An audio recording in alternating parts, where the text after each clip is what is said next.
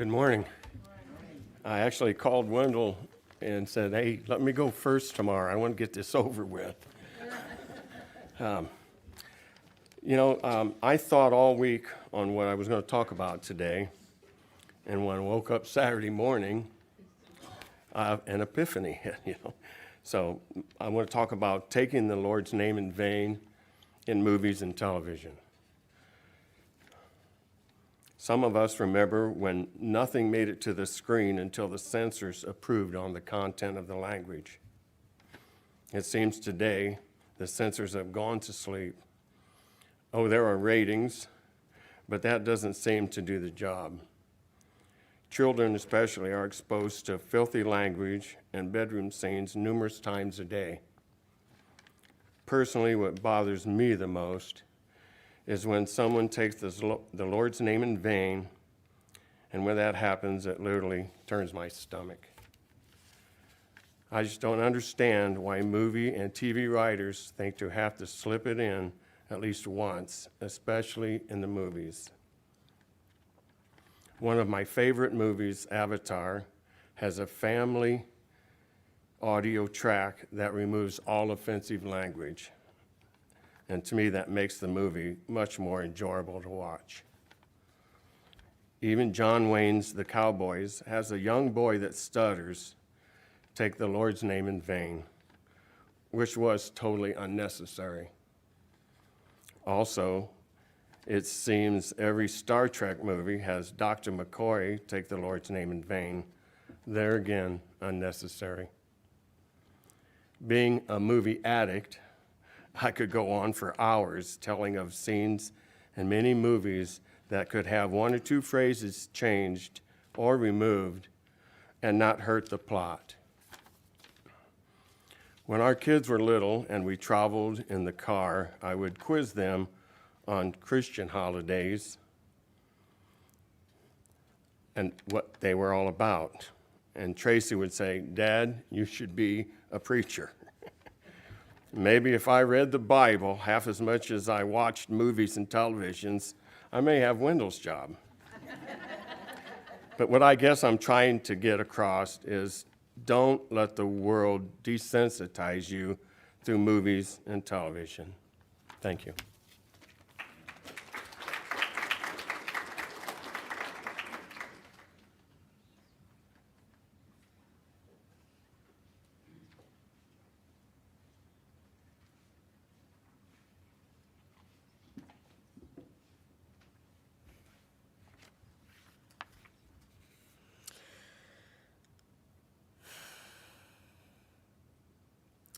I heard a quote somewhere that inside every man is a little boy pretending to be an adult, feeling lost and pretending to have everything together. I don't know about guys, but I feel this way all the time. Like I'm playing house and wife and friend and fumbling it all. But maybe it's all part of the tapestry of life that draws you back to a place where you can truly lean on God and learn through the intricately woven joy and grief how to use lament as a way to hold on to Him when everything seems as if it's crumbling and will never be right. And our world doesn't understand lament and tries to teach us to hide our grief. We have a hope as Christians that they cannot have, and this hope causes sorrow as we navigate this sin-filled world. But they think this hope precludes sorrow. Quite the contrary, however, we grieve the sin and its effects that touch us so deeply.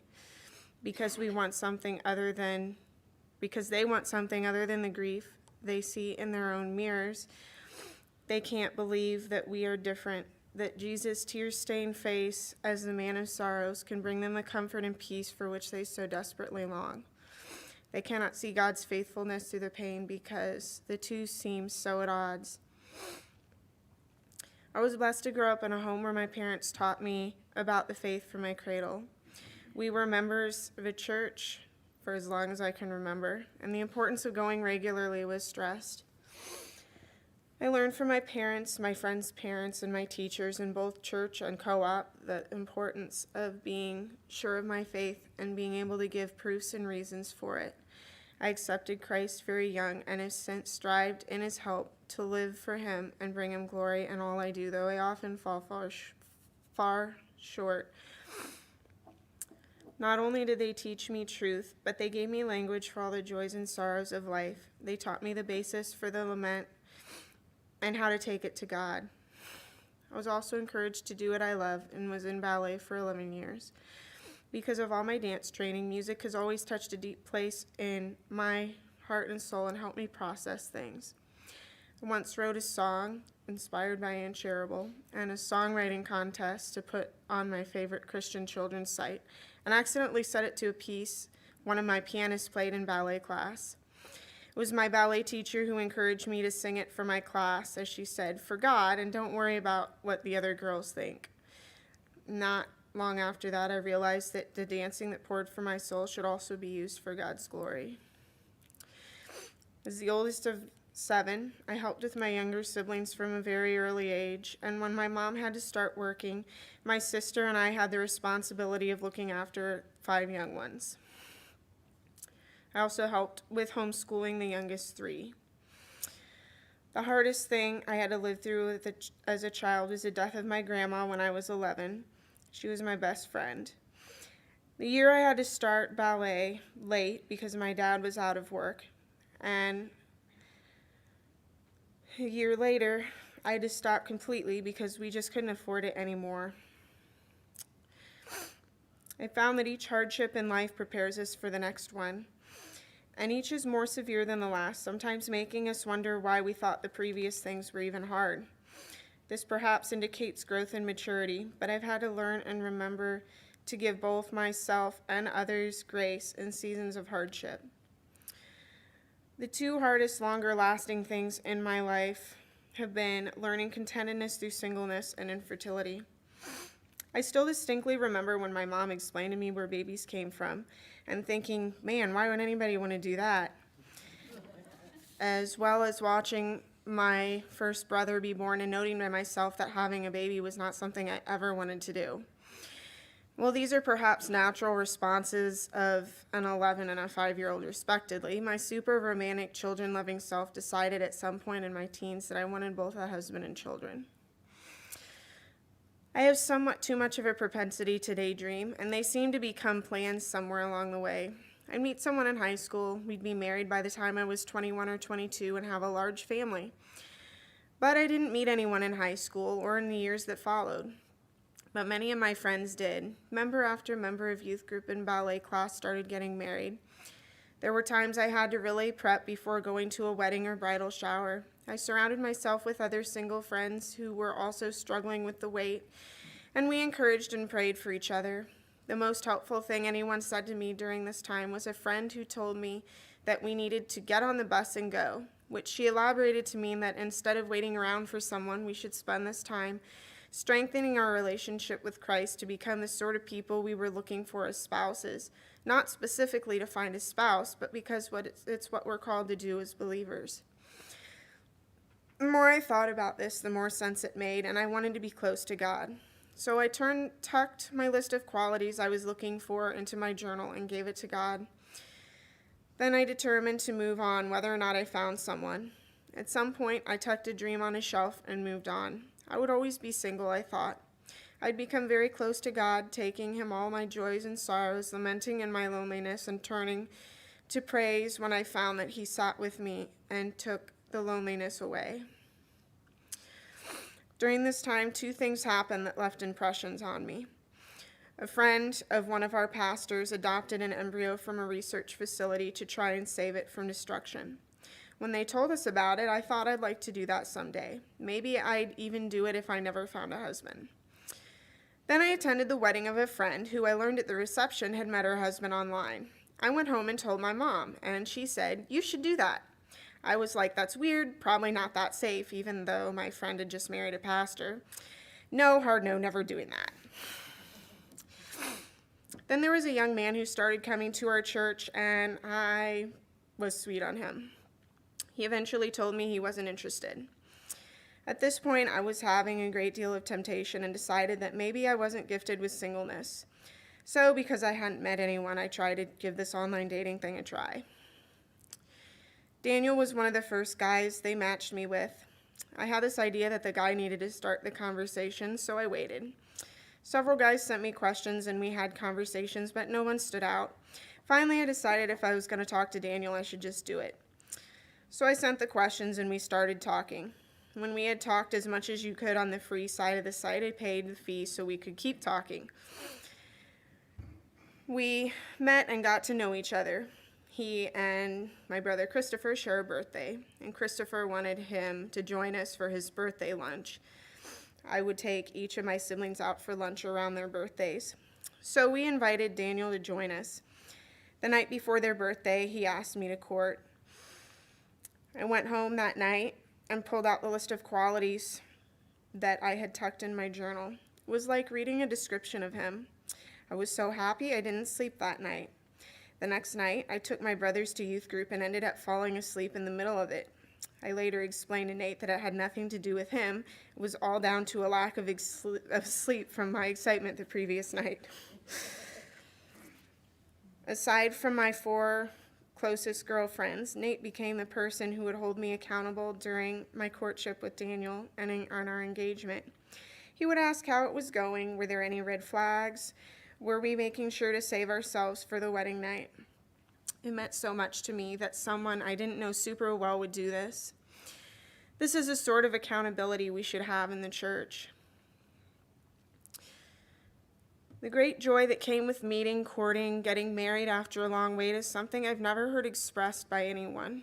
You hear people talk about how God was with them in inexplicable ways as they drew near to him in sorrow or difficulty, but never in joy.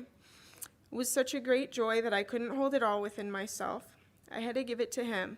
Then with his help, it got bigger, and as we held it together, it continued to grow. I imagine this to be only the taste of the joy that we'll experience in heaven. But perhaps in part this joy was born from having learned in my lonely waiting period not only to lean on God, but to hold so tightly to him through lament that when the reason to lament was gone, I had overflowing reason to praise him fully. Then too soon we found out we wouldn't be able to have children.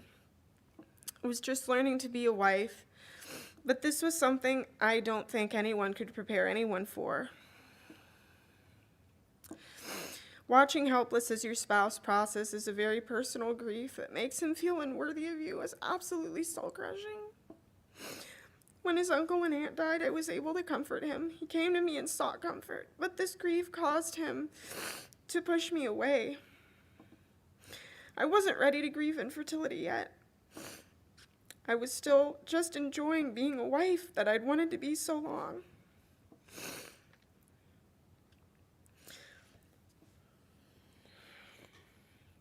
And if you've been through infertility, you know that every month it hits you again when you realize again that you haven't gotten pregnant yet. What I grieved now was my inability to comfort him, my marriage that seemed in shambles because of this great grief. If I showed sadness over anything, it would send him spiraling. So I determined I wouldn't.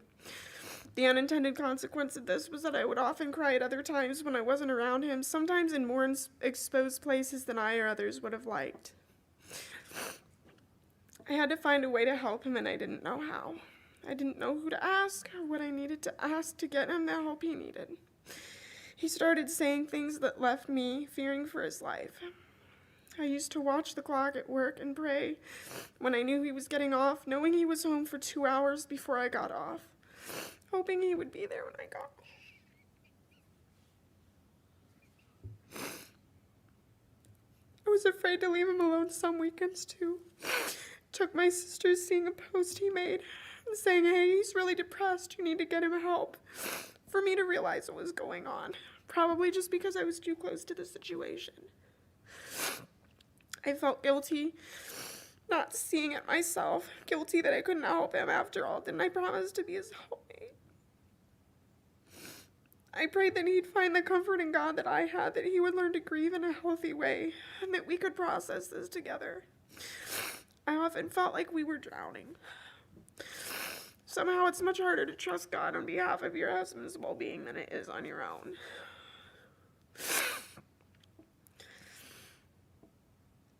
In this, I had another struggle as well. The night we got our final diagnosis, my gut reaction was to ask for prayer.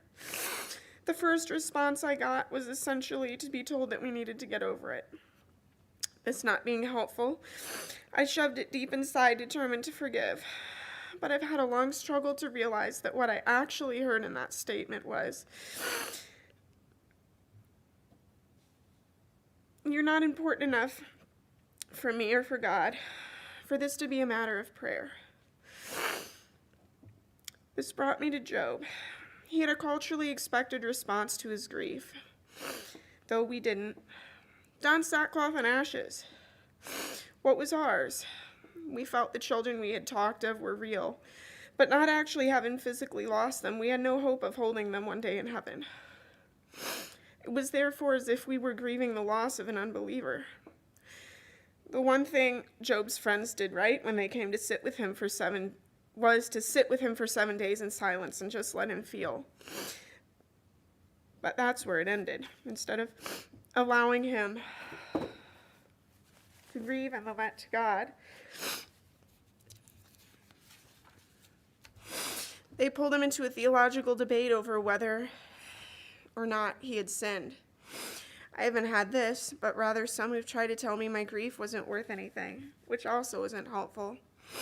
I've had a long journey of my own to remind myself that this isn't the nature of God, that Christ is ever ready to weep with us in our grief, and to get back to the place where I was before, where I could freely lament to him. And not only lament to him, but ask others also to lament on my behalf. There was a long, long period when it was very difficult for me to ask for prayer because of this that I was struggling with. And it didn't matter whether it was for me or someone else. Even in the middle of this grief, there were joys to celebrate, sweet reminders of God's faithfulness.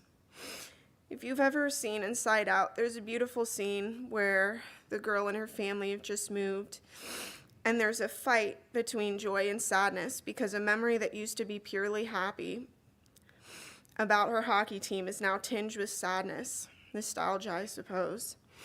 But then Joy realizes that in order for the girl to move past this, she needs to feel both joy and sadness from the same memories and now from new experiences as well. And now there's many memories that start to come in that are, instead of pure joy or pure sadness or pure anger, are tinged with one or two emotions. That's so much how we feel. We all wish joy could have the upper hand and infuse all of our lives, but the reality in this life is that the world is often bittersweet, which makes the stamping out of tears in heaven a sweet hope. Finally, he started to come out of his deep depression. We started being more social again. We got our house. Then he decided to take a part-time job. All at once, everything I'd been bearing inside came tumbling out, and I crashed hard. I got so down and depressed. One night when he was working late, I was alone and depressed, and I heard a whisper saying I should kill myself. My first gut reaction was no, that would be dishonoring to God. I couldn't even pray in that moment, but knowing what I did gave me truth to hold on to. I messaged several friends asking them to pray for me. I could feel when they did because the darkness lifted, even though I wasn't able to pray. The darkness lifted and I was able to pray myself again. This is the single scariest experience I've ever had in my life. The depth of the spiritual battle that I felt in those moments was overwhelming. It's only by God's grace and goodness that I was able to resist the temptation. I encourage everybody to know truth inside and out so that when the deepest, darkest hour comes, you'll have an answer to turn away the temptation. I've always loved the story of Elijah on Mount Carmel, but I've recently discovered I identify way more with what comes afterwards. The prophet asked God to take his life so Jezebel can't. We are often most beat down after our greatest mountaintop experiences. I found my husband and experienced the greatest joy in my life, followed by the deepest sorrow, followed by burnout. Elijah had just defeated the false prophets. Now he's burnt out. But God says, eat this bread and go to sleep. Still sage advice. Will I ever get over this? I hope not, because it would make me less vigilant to stand if it happens again, and less compassionate to others going through it themselves. But here's what I've learned. Find your people and hold each other accountable in Christ. The people who let you cry on their shoulder and when you're done help you think in truth and reality again and let you do the same for them. The ones who truly share your pain will be able to more deeply share your joy. Take the time you have now to learn truth and compassion and cement it in your soul so when darkness comes, you have the answers to make temptation flee. And when you're in that place where there seems to be no hope, maybe what we need is a snack and a good sleep. In the morning, we can get back on our bus and keep going. I've also learned about the sacrifice of praise. The hardest time to praise is when I feel like I'm being swallowed by waves, completely engulfed and drowning. But I've learned that because praising God includes reminding myself of truth, it truly is the anchor I need, even if it means putting on a song and sobbing through the first several, then dancing a few, then singing. There are some songs that touch me in such a deep place that I can hardly sing them here, though they bring me comfort and peace and the joy they speak of.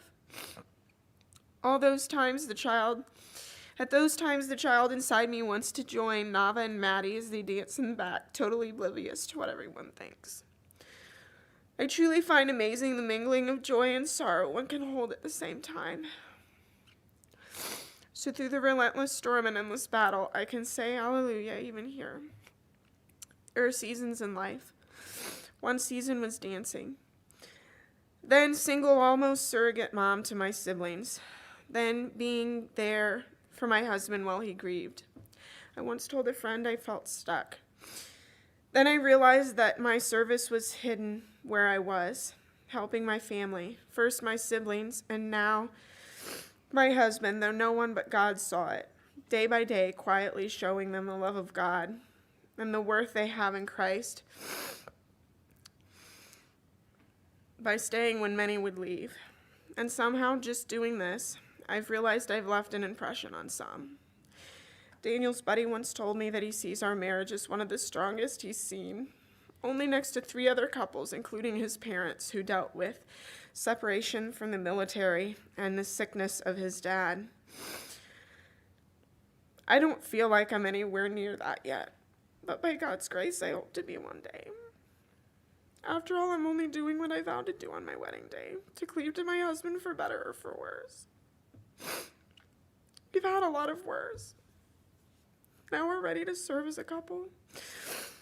But where's our place as a childless couple? If no attempt we make to adopt is ever successful, that's what we have to face. Somehow getting married has pretty much dried up offers of unique babysitting. It seems the place of the single person is babysitter, but somehow not for the childless couple. We want to be the fun aunt and uncle who do things with our friends' kids, who take them for the evening so you can have an impromptu date night. But somehow not having kids seems to put up a block. And the friends that we have, while very dear, are not the same type of friends we would have if we were bonding over our children's friendship.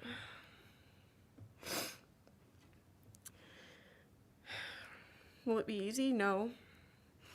But a lot of things aren't. But it'll be worth it. And now I know when the tears surprise me while I hold my friend's beautiful new baby, though I thought it was okay.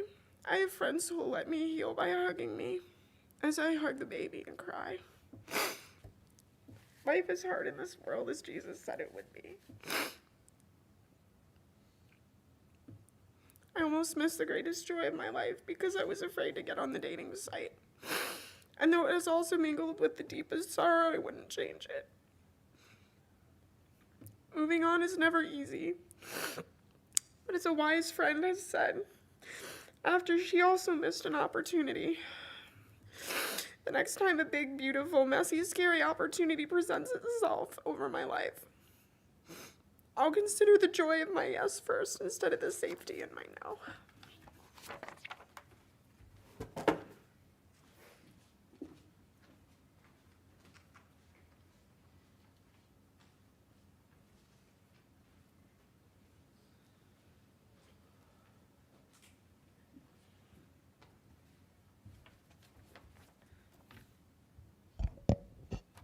Good morning. Before I start, I just want everyone to know you can either blame or thank Chad for all this because he's kind of the reason I found this church. I missed all the neon signs and online advertisements somehow. Again, thanks, Chad. So today I just wanted to talk briefly about words of encouragement and the difference that they've made for me, specifically here at Tech. You guys have been a great church family these last few years that I've been here, and I look forward to many more. I'm thankful that the Brink is going through Colossians this month, as I was inspired to read it so I could speak intelligently about it to Sophie as she's going through it. And I happened on this passage I felt was pretty pertinent, Colossians 3:12 through 14. Therefore, as God's chosen people, holy and dearly loved, clothe yourselves with compassion, kindness, humility, gentleness, and patience. Bear with each other and forgive one another if any of you has a grievance against someone. Forgive as the Lord forgave you.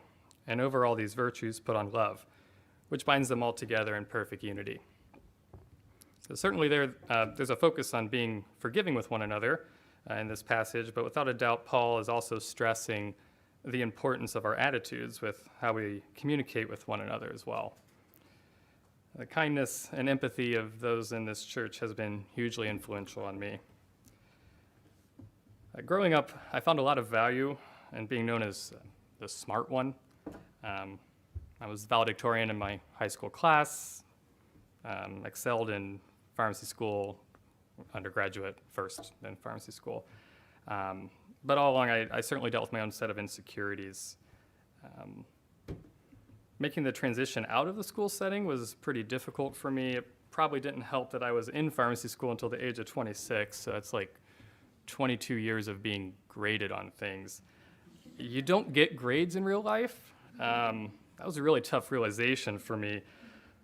It's hard to evaluate how you're doing on a day-to-day when you don't see that A, B, etc. So for a long time, I dealt with imposter syndrome when it comes to feeling like a real adult, for lack of a better term, whatever a real adult actually means. Building relationships with others, it's a bit of a challenge for me, which seems funny because I really am an extrovert with a job that has me talking to people all day long in retail pharmacy. But the fact is I do have a hard time with change and adapting to new situations. I've come a long way in this area, and being here at this church has helped me along the way. And I'm especially thankful for the people here because I've had to deal with some challenges with church in the past that could have dissuaded and discouraged me from finding a church home. So going all the way back to the beginning, at like 4 years old, I was raised in the church, going to Lakewood Park church and school. I went to the school from pre-K through 12th grade, so 14 years in one place. I went to Awana, Christian summer camp, youth group, the whole 9 yards. My dad was on the worship team. He was a deacon there. He was the high school principal at my school for a few years. Then out of nowhere, my dad was laid off when I was in 8th grade. No warning given, no justification for it. The whole situation made it impossible for my parents to continue attending the church that I'd grown up in. It was very challenging for me. And it took a while for my parents to find a church again, but I never really felt connected there. After graduating high school, Robin and I began attending Church of the Good Shepherd. It was our church home for several years. We continued attending when we could while we were away in West Lafayette, as we could not find a theologically grounded church committed to digging deep into the Word. We do think we stumbled into a cult accidentally for a few weeks. That's definitely a story for another time. I don't have time for that. When we moved back from West Lafayette, coming back to CGS was wonderful. Felt like home again. We were well on our way to building those genuine relationships with other believers and feeling like part of a family again. Then everything changed a few years ago when it merged with Central Ministries. There were a lot of changes made in the church after the merge we weren't told about beforehand, and frankly, we were uncomfortable with. So we had to make the difficult decision to leave the church. And this is where Chad comes in. When we came to Tech, it was understandably difficult for us to transition. Leaving a church that had felt like home is hard, but me and my family felt welcome here from the very beginning. Sometimes it's the small things that matters. Saying hi in the hallway, asking how I'm doing. I can't really point out one person or one specific thing that was said, but the point is it did not take long for me to feel accepted. As everyone knows, here we have some high-energy kids, to say the least. I'm thankful for all the times we had to take them in the back hallway so we could bond with the other parents disciplining their kids. Again, it makes you feel accepted. Being a parent to those high-energy kids has challenged me with my speech. James chapter 3's challenge of controlling your tongue feels quite acute when dealing with some of the situations that rise in parenthood. What I say to my kids matters on a level that seems more critical than when talking to some others, but the truth is what we say matters to each and every person. My kids humble me in this area as well. In particular, Cassie. That girl is better at finding ways to compliment and say kind things to others than any other person I know. We can be at the grocery store. She'll compliment a complete stranger on their hair or shirt. She's always telling me what a wonderful dad I am. So if you ever need encouragement, just track her down. She'll have something nice to say. That sort of willingness to love on others with our words would be my challenge to you today. Maybe you've noticed a quality or an action in someone that you've been meaning to speak to them about. Maybe you want to build your relationship with another member here. I'd encourage you to talk to them. Go out to lunch or invite them over sometime. Who knows what sort of difference it may make to them. I know the connections here have made a huge difference for me. Thank you.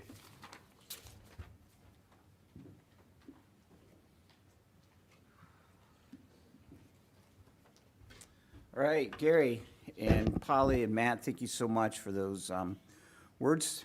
And we'll do this again in a few months, then again. So if you haven't yet done it, just try to be, what word am I looking for? Open-minded, willing, submissive, agreeable, all that kind of stuff. All right, so let's stand and we will dismiss. We'll be getting out a little bit early today as we kind of anticipated. And I'm going to leave you with, this may seem to be kind of a unusual benediction, but I thought these words were really good. They come from our Lord as he spoke to the church at Smyrna. He said, "Be faithful even to the point of death, and I will give you the crown of life." So upon those words, you are dismissed. Enjoy each other and serve each other in love.